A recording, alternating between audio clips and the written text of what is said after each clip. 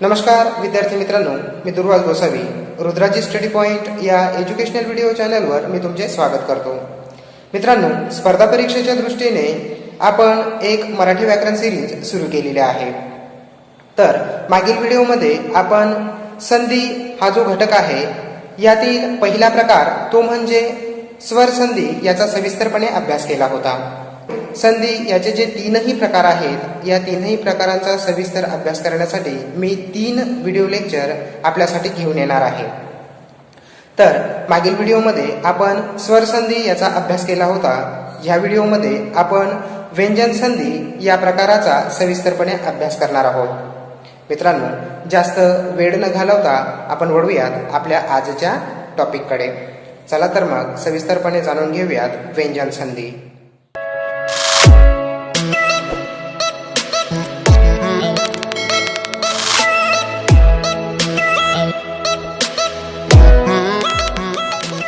मित्रांनो, आजचा आपला जो प्रकार आहे तो म्हणजे व्यंजन संधी।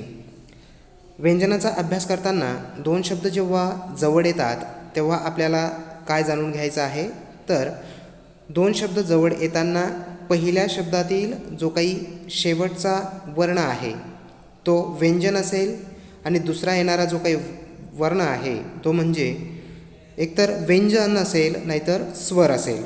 ते आपण व्याख्येच्या माध्यमातून जाणून घेऊयात।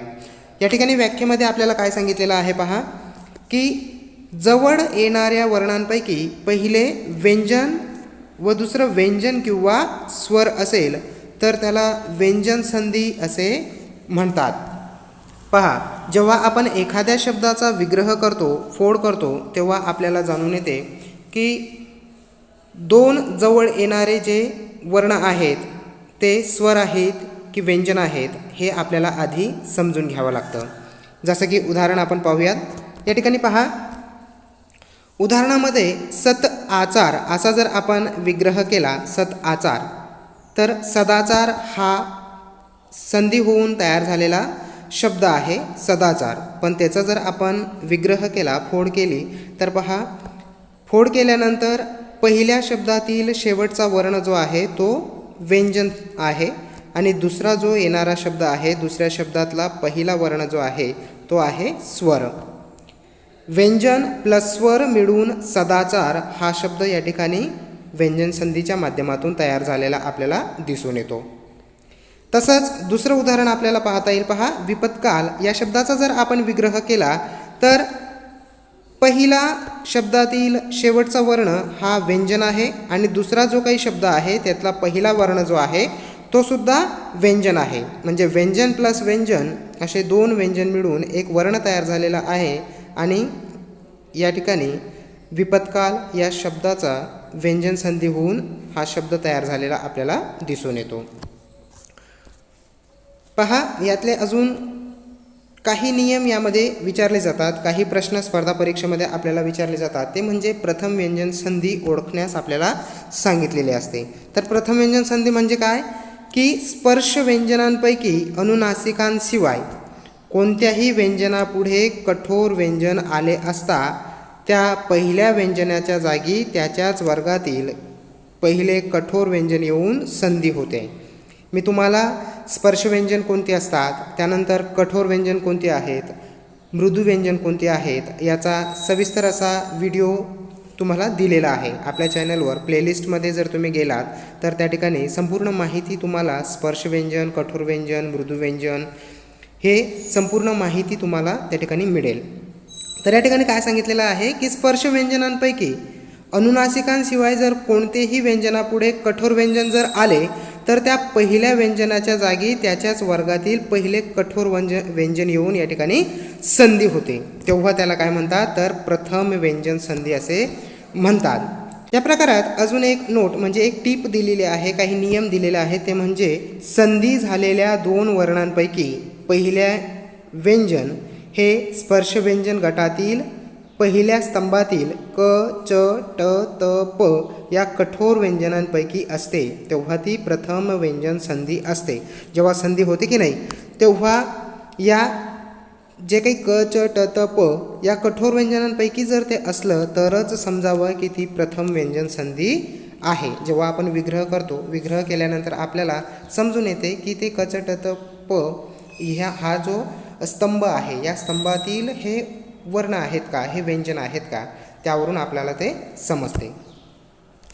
उदाहरणांच्या माध्यमातून आपल्याला या ठिकाणी समजेल. पहा, हे उदाहरण दिलेलं आहे. विपत्काल हा शब्द जर आपण पाहिला, विपत्काल या ठिकाणी हा त आणि क यामध्ये संधी झालेला आहे. तर पहा, द हा शब्द आलेला आहे, द आणि क यांची संधी झालेली आहे. आता द चा जर आपण स्तंभ पाहिला, द हे अक्षर जे आहे, द हे अक्षर कोणत्या स्तंभात येते, हे क च ट त प मध्ये. तर द हे अक्षर त च्या लाईनीत येते है ना, त थ द तिसऱ्या नंबरवरती ते अक्षर येते. म्हणजे द च्या ओळीतला हा जो स्तंभ आहे, तर या स्तंभात त हे अक्षर येतं. म्हणून द ऐवजी या ठिकाणी काय आलेलं आहे, द चा लोप होऊन, या ठिकाणी द चा लोप होऊन त हे अक्षर क ला जुडलेला आहे आणि विपत्काल हा शब्द संधी होऊन तयार झालेला आपल्याला दिसून येतो. तेव्हा अशा तयार झालेल्या शब्दाला प्रथम व्यंजन संधी असे म्हणतात. पुढे पहा, दुसरं उदाहरण सुद्धा आपल्याला पाहता येईल या ठिकाणी. वाक्तांडन. आता येथे सुद्धा हा क च ट त प या स्तंभातील वर्ण आलेला आहे का, आणि तो वगळून त्या व्यंजनापैकी अजून दुसरं व्यंजन त्या ठिकाणी आलेलं आहे का, हे आपण पाहणार आहोत. पहा, या शब्दाचा जर आपण विग्रह केला, वाक्तांडन, तर या ठिकाणी आपल्याला दिसून येते की क च्या हा जो ग आहे, हा ग क च्या या स्तंभातील तिसऱ्या क्रमांकाचं हे अक्षर आहे, व्यंजन आहे, हे आपल्याला दिसून येतं. तर मग या ठिकाणी ग चा लोप होऊन काय झालेला आहे, तर क हा त ला जोडलेला आहे आणि वाक्तांडन हा शब्द या ठिकाणी संधी होऊन तयार झालेला आहे. तेव्हा आपण म्हणतो की प्रथम व्यंजन संधी अशा तयार झालेल्या शब्दाला आपण म्हणू शकतो.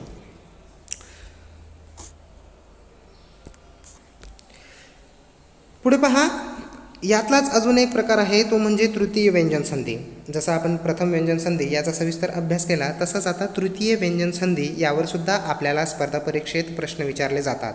एवढी सविस्तर माहिती आपल्याला एक शिक्षकाच्या माध्यमातून आणि एका जे आपण क्लास वगैरे लावतो, तर त्या क्लासच्या माध्यमातूनच आपल्याला परिपूर्ण माहिती या ठिकाणी दिली जाते. पुस्तकात संपूर्ण माहिती दिलेली असते, पण एका शिक्षकाशिवाय ही माहिती समजून घेणं हे अशक्य असते. आता तृतीय व्यंजन संधी काय असते पहा. स्पर्श व्यंजन गटातील कठोर व्यंजनांपुढे अनुनासिकांखेरीज स्वर किंवा मृदू व्यंजन आल्यास त्याच्या जागी त्याच वर्गातील तिसरे व्यंजन येऊन संधी होते. याला काय म्हणतात, तर तृतीय व्यंजन संधी. तर या व्याख्यामध्ये काय सांगितलेलं आहे की स्पर्श व्यंजन गटातील जे काही कठोर व्यंजन आहे, स्पर्श व्यंजन गटातील जे काही कठोर व्यंजन आहे, याच्या पुढे अनुनासिकांखेरीज स्वर किंवा मृदू व्यंजन जर आले तर त्याच्या जागी काय होते, तर त्या वर्गातील तिसरे व्यंजन त्या ठिकाणी येते आणि जेव्हा संधी होते तेव्हा मात्र त्याला म्हणतात तृतीय व्यंजन संधी. या ठिकाणी एक टीप दिलेली आहे. आता पहा, जसा आपल्याला प्रथम व्यंजन संधी समजून घेण्यासाठी क च ट त प हा स्तंभ दिलेला होता, तसंच या ठिकाणी सुद्धा एक स्तंभ दिलेला आहे. हे जे काही नियम आहे, हा नियम आपण आधी पाहून घेऊयात की संधी झालेल्या दोन वर्णांपैकी पहिले व्यंजन हे स्पर्श व्यंजन गटातील तिसऱ्या स्तंभातील ग ज ड द ब पैकी असते तेव्हा काय होते, तर तृतीय व्यंजन संधी होते. प्रथम व्यंजन संधीमध्ये आपल्याला लक्षात ठेवायचं आहे की क च ट त प आणि तृतीय व्यंजन संधीमध्ये ग ज ड द ब हे अक्षर जर जुळवून शब्द तयार होत असेल तर प्रथम व्यंजन संधी आणि तृतीय व्यंजन संधी यातला फरक आपल्याला व्यवस्थित लक्षात ठेवायचा आहे. आपण उदाहरणाच्या माध्यमातून पाहूयात. पहा, या ठिकाणी पहिलं उदाहरण दिलेलं आहे. वाग्विहार हा शब्द आहे. आता वाग्विहार लक्ष द्या, या ठिकाणी ग ज ड द ब यापैकी कोणता शब्द संधी होताना जुळून आलेला आहे का हे आपल्याला पाहायचं आहे. आता वाग्विहार ह्या शब्दाचा जर आपण विग्रह केला तर क आणि वी हे दोन वर्ण एका ठिकाणी जुळून आलेले आहेत, मात्र संधी होताना क ऐवजी काय झालेला आहे, हा जो क आहे याचा लोप झालेला आहे. आणि या कच्या ओळीतला लाईनीतला जो तिसरा शब्द आहे, तिसरं जे काही व्यंजन आहे ते तिसरं व्यंजन या ठिकाणी आलेलं आहे, ते म्हणजे ग. आणि हा कचा मात्र या ठिकाणी लोप झालेला आहे. आणि वाक्विहार हा विग्रह केलेला शब्दाचा शब्द तयार झाला आहे, तो म्हणजे वाग्विहार. जेव्हा अशा प्रकारचे संधी झालेले शब्द आपल्याला दिसून येतात तेव्हा समजायचं की ती तृतीय व्यंजन संधी आहे. अजून दुसरं उदाहरण आपण या ठिकाणी घेऊयात. आपल्याला शब्द देण्यात आलेला आहे सद्वासना. आता या शब्दाचा जर आपण विग्रह केला तर पहा, पहिला शब्दाच्या शेवटचा जो काही वर्ण आहे, पहिल्या शब्दाच्या शेवटचा वर्ण तो म्हणजे त आणि दुसरा शब्दाचा पहिला वर्ण आहे वा. आता त प्लस वा या ठिकाणी त ऐवजी त गटातला जो तिसरा शब्द आहे, त गटातला जो तिसरा शब्द आहे तो म्हणजे द. या त ऐवजी काय आलेला आहे तर द हा शब्द जुळून सत्वासना या शब्दाचा संधी होऊन तयार झालेला शब्द कोणता आहे, तो म्हणजे सद्वासना. हा शब्द या ठिकाणी तयार झालेला आपल्याला दिसून येतो. अशा प्रकारे जे तिसऱ्या गटातील व्यंजन जोडून येऊन जेव्हा शब्द तयार होऊन संधी होते तेव्हा याला म्हणतात तृतीय व्यंजन संधी. समजलं इथपर्यंत? त्यानंतर पुढे पाहूयात अनुनासिक संधी. हा सुद्धा व्यंजन संधीमध्ये आपल्याला स्पर्धा परीक्षेत विचारला जातो. तर अनुनासिक संधी म्हणजे काय की स्पर्श व्यंजन गटातील प्रथम व्यंजनापुढे अनुनासिक आल्यास पहिल्या व्यंजनाबद्दल त्याच्याच वर्गातील अनुनासिक येऊन संधी होते, याला अनुनासिक संधी असे म्हणतात. जेव्हा स्पर्शव्यंजन गटातील प्रथम व्यंजन जर आलं तर त्या व्यंजनापुढे जर अनुनासिक जर का आले असेल तर पहिल्या व्यंजनाबद्दल काय होते की त्याच्याच वर्गातील अनुनासिक येऊन या ठिकाणी संधी होते. याचा सुद्धा एक नियम दिलेला आहे पहा, की जेव्हा अनुनासिक संधी झालेले जेव्हा दोन्ही वर्ण येतात की नाही, हे दोन्हीही वर्ण काय असतात, ते अनुनासिक असतात. ते दोन्हीही वर्ण अनुनासिक असतात, हे आपल्याला लक्षात ठेवायचं आहे. आता पुढे पहा, उदाहरणाच्या माध्यमातून आपण समजून घेणार आहोत. या ठिकाणी पहिलं उदाहरण आपल्याला देण्यात आलेलं आहे ते म्हणजे षण्मास. या शब्दाचा जर आपण विग्रह केला तर षट्मास ह्या ट गट जो आहे, ट गटाचा जो काही स्तंभ आहे, जी आडवी लाईन आहे, त्या ओळीतला जो कोणता अनुनासिक असेल तर तोच या ठिकाणी येतो. संधी झालेल्या शब्दात तोच अनुनासिक या ठिकाणी संधी होणाऱ्या शब्दामध्ये आलेला असतो. तर ट मध्ये कोणता आहे पहा, ट, ठ, ड, ढ आणि हा न, हा जो आहे. आता पहा या ठिकाणी हा न या ट ऐवजी आलेला आपल्याला दिसतो आणि षण्मास हा शब्द जो आहे संधी होऊन आपल्याला या ठिकाणी आलेला दिसून येतो. त्यानंतर दुसऱ्या उदाहरणाच्या माध्यमातून आपल्याला दिसून येईल. दुसरं उदाहरण पाहूया. पहा, तन्मय हा शब्द आपण घेतलेला आहे. तन्मय जर या शब्दाचा विग्रह केला तर पहिल्या शब्दातला शेवटचा वर्ण काय आहे, त, आणि दुसऱ्या शब्दातला पहिला वर्ण आहे म. आता त अधिक म यांचा संधी करायचा आहे आणि त्याऐवजी येणारा दुसरा जो वर्ण आहे, आता त गटातला जो अनुनासिक आहे तो अनुनासिक या ठिकाणी त ऐवजी येईल. तचा लोप होऊन जो अनुनासिक त गटात येतो तो म्हणजे कोणता, त, थ, द, ध आणि हा न जो आहे, हा न हा अनुनासिक या ठिकाणी येईल. याला म्हणतात अनुनासिक संधी. आता हा तचा लोप या ठिकाणी झालेला आहे, हा तचा लोप झालेला आहे आणि तयार होणारा जो काही शब्द आहे तो म्हणजे तन्मय हा शब्द आपल्याला दिसून येतो. तर अशा प्रकारे अनुनासिक येऊन जर संधी झालेली असेल तर त्या शब्दाला समजायचं आहे की हा प्रकार जो आहे हा अनुनासिक संधीचा प्रकार आहे. त्यानंतर पुढचा अजून एक नियम आहे, तो म्हणजे त या व्यंजनापुढे च, छ आल्यास त बद्दल च व पुढील च किंवा छ बरोबर संधी होते. समजा आपल्याला जर एखादा शब्द देण्यात आलेला असेल तर त्या शब्दामध्ये जर त या व्यंजनापुढे जर च किंवा छ आला असेल तर त बद्दल काय होतो च, व पुढील जे काही च किंवा छ हे अक्षर आहे म्हणजे व्यंजन आहे तर त्याबरोबर संधी होताना आपल्याला दिसून येते. उदाहरणाच्या माध्यमातून आपण समजून घेऊयात. पहा, तर या ठिकाणी सच्चरित्र हा शब्द आपल्याला परीक्षेत दिलेला असतो. जर या शब्दाचा आपण विग्रह केला तर विग्रह करताना सत अधिक चरित्र असे 2 शब्द या ठिकाणी तयार होतात. आता पहा, या शब्दाचा पहिला जो शब्द आहे त्यामध्ये त हे व्यंजन आलेलं आहे आणि दुसरं जे आहे च आलेलं आहे. म्हणजे त या व्यंजनापुढे काय आलेलं आहे येथे तर च हे व्यंजन आलेलं आहे आणि या दोन्ही मिळून या ठिकाणी तचा च झालेला दिसून येतो आणि त अधिक च बरोबर चला च जोडून या ठिकाणी संधी झालेली आपल्याला दिसून येते. पहा, या शब्दात आपल्याला दिसून येईल. या ठिकाणी अजून दुसरं उदाहरण पाहता येईल आपल्याला, ते म्हणजे त्या उदाहरणात आपल्याला एक शब्द दिलेला आहे, तो आहे उच्छेद. या शब्दाचा जर आपण विग्रह केला, उच्छेद या शब्दाचा विग्रह केला तर 2 वेगवेगळे शब्द आपल्याला या ठिकाणी दिसून येतात. त्यामधलं पहिल्या शब्दातला शेवटचा व्यंजन जे आहे ते आहे त आणि दुसऱ्या शब्दातला पहिलं व्यंजन जे आहे ते म्हणजे छ. आता त अधिक छ हे 2 वर्ण मिळून या ठिकाणी त ऐवजी च झालेला आहे आणि या छ ला जोडून तो आलेला आहे आणि उच्छेद हा शब्द संधी होऊन तयार झालेला शब्द आपल्याला या ठिकाणी दिसून येतो. तर हा नियम जो आहे तो नियम आपल्याला या ठिकाणी लक्षात ठेवायचा आहे, तो म्हणजे त या व्यंजनापुढे जर च किंवा छ आल्यास त बद्दल काय होतो तर च व पुढील च किंवा छ बरोबर त्याची संधी झालेली आपल्याला दिसून येते.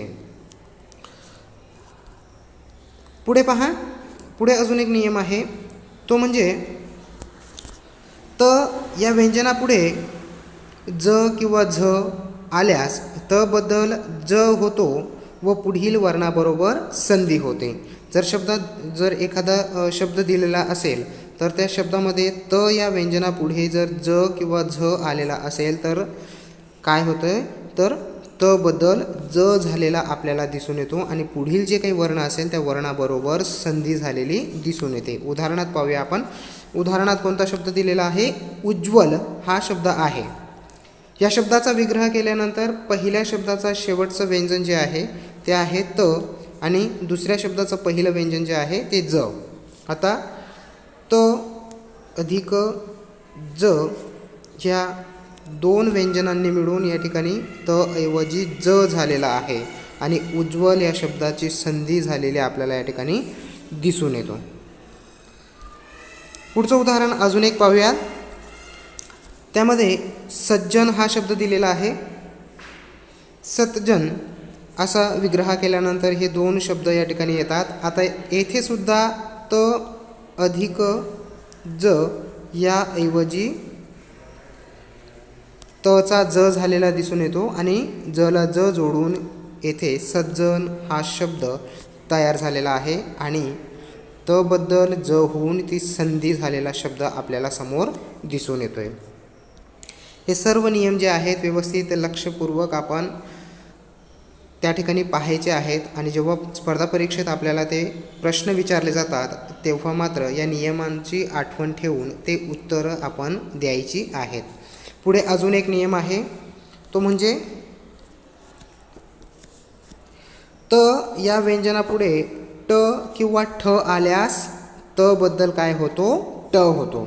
त या व्यंजनापुढे जर ट किंवा ठ आला तर त बद्दल या ठिकाणी ठ होतो. उदाहरणात पाहूयात आपण. या ठिकाणी शब्द दिलेला आहे तट्टिका. या शब्दाचा विग्रह केला तर तत अधिक टीका हा शब्द येथे तयार होतो. हे 2 वेगळे शब्द या ठिकाणी तयार होतात. आता तत अधिक टीका या त ऐवजी काय आलेला आहे, त आणि ट ह्यामध्ये संधी झालेली आहे आणि या त ऐवजी अजून एक ट या ठिकाणी तयार झालेला आहे आणि ट ला ट जोडून येथे संधी झालेली आपल्याला दिसून येते.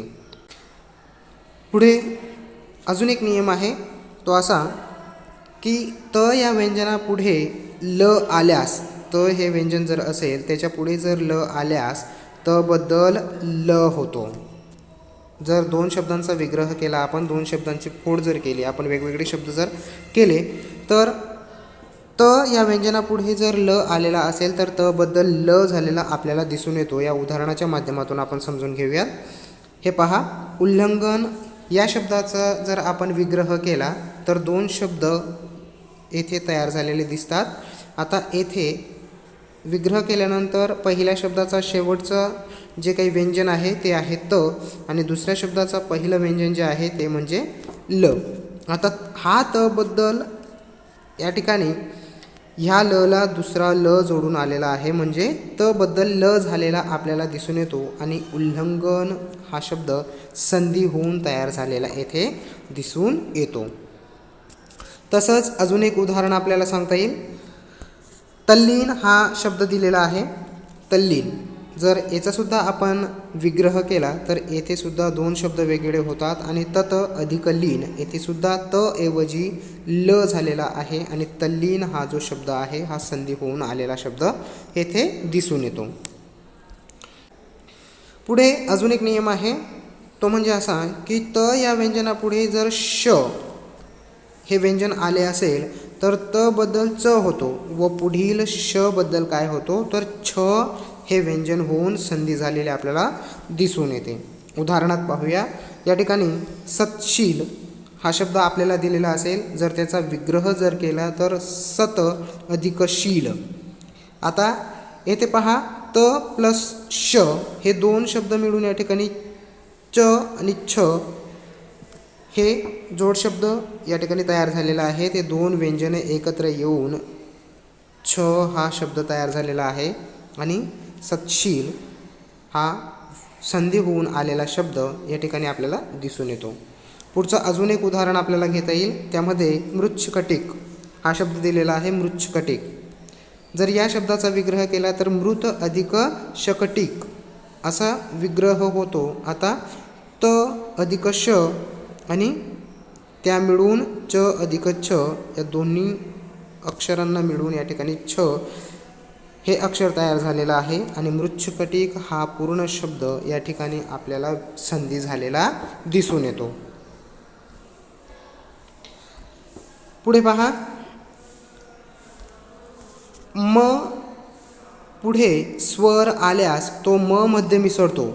या ठिकाणी लक्षात ठेवा की म हे जर व्यंजन आलं आणि त्याच्या पुढे जर स्वर आले असेल तर म मध्ये तो स्वर काय होतो तर मिसळला जातो. परंतु जर का व्यंजन आले तर मचा त्या ठिकाणी लोप होतो म्हणजे म त्या ठिकाणी आपण तिथून वगळतो आणि मागील जे काही अक्षर आहे त्या अक्षरावर अनुस्वार त्या ठिकाणी येत असतो. उदाहरणाच्या माध्यमातून आपण समजून घेऊयात. पहा, समाचार या शब्दाचा जर आपण विग्रह केला, समाचार या शब्दाचा जर आपण विग्रह केला तर सम अधिक आचार. आता ह्या म नंतर काय आलेला आहे स्वर आलेला आहे. पहा, म अधिक आ हा स्वर आलेला आहे आणि त्याचा मा झालेला आहे आणि इथे काय सांगितलेलं आहे की म पुढे जर स्वर आलेला असेल तर म मध्ये तो काय होतो तर मिसळतो. तसंच या ठिकाणी पहा, म अधिक आ म्हणजे म या व्यंजनात स्वर मिसळलेला आहे आणि त्याचा मा हा शब्द जे काही अक्षर आहे ते तयार झालेला आहे आणि समाचार हा संधी झालेला शब्द आपल्याला दिसून येतो. तसंच व्यंजनाच्या बाबतीत सुद्धा दुसरं उदाहरण आपल्याला पाहता येईल. ते म्हणजे संयोग हा शब्द जर आपण पाहिला तर याचा विग्रह केल्यानंतर सम अधिक योग, सम अधिक योग असं या दोन शब्दांची फोड या ठिकाणी करता येते. आता या म मध्ये हे एक व्यंजन आहे आणि ह्या व्यंजनाच्या पुढे सुद्धा य हे व्यंजन आलेलं आहे. आता या म मध्ये हा जो काही व्यंजन आलेलं आहे दुसरं, या ठिकाणी आधीच्या शब्दावरती म नंतर म जर म नंतर जर व्यंजन आले असेल तर काय होतं, तर मचा या ठिकाणी लोप केला जातो आणि मागील जे काही अक्षर आहे, या मच्या मागील जे काही अक्षर आहे ते म्हणजे स हे अक्षर आहे, तर त्या अक्षरावर काय येतो, अनुस्वार येत असतो. मग या मचा या ठिकाणी लोप झालेला आहे आणि यच्या आधीचं जे अक्षर आहे त्यामध्ये अनुस्वार आलेला आपल्याला दिसून येतो है ना, आणि तो शब्द या ठिकाणी तयार झालेला आहे संयोग.